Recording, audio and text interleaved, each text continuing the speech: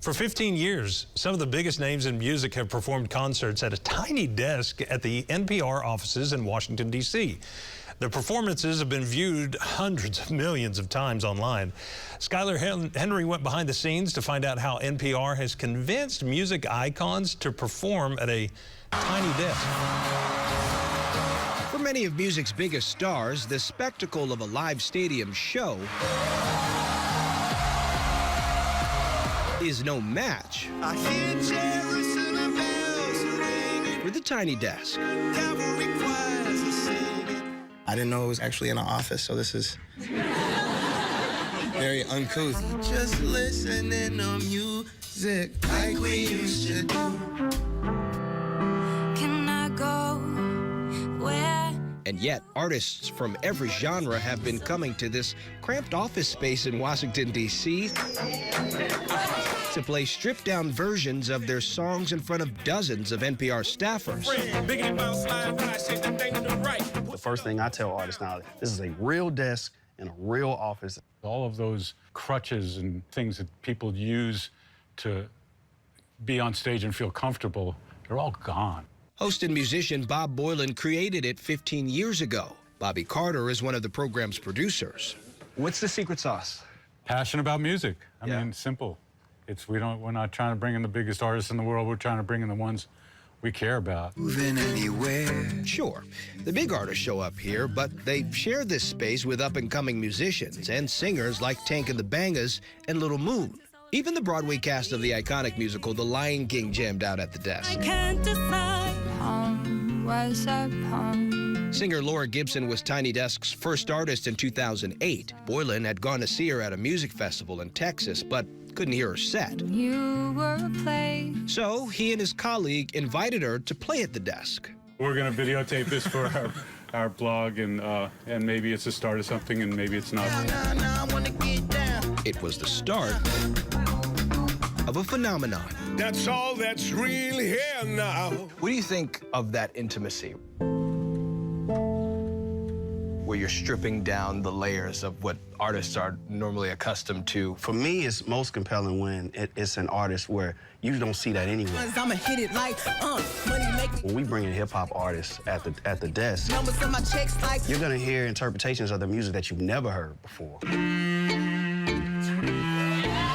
As was the case with Juvenile. Greatest love song ever wrote. Before April of this year, hip-hop legend Juvenile had never even heard of the Tiny Desk. Went up this guy in my face and said, what is a tiny desk? I don't know what the and I posted it, and it, oh man, the backlash. Yeah. Now I know what tiny desk is.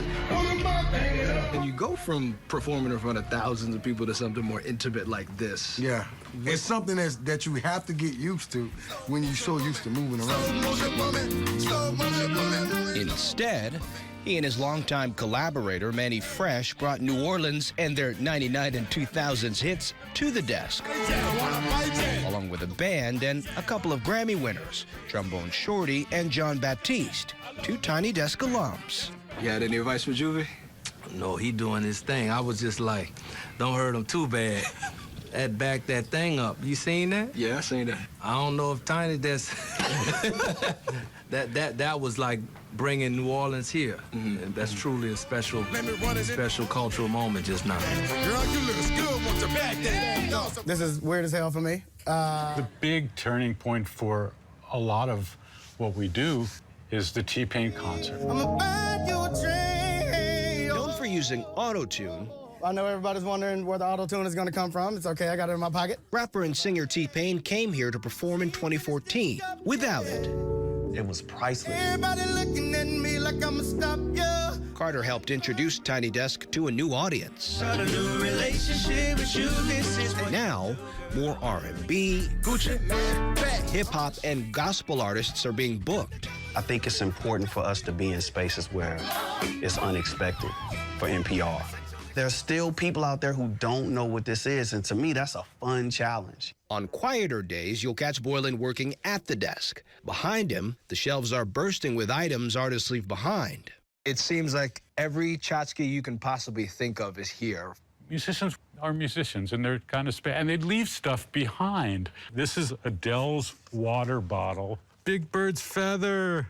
That was an amazing experience. How to get to Sesame Street. Finish the sentence for me. Tiny Desk is Phenomenal. I think it's a gift for a musician. It's a way to be expressive and be yourself without sacrificing who you are. For CBS News, I'm Skyler Henry.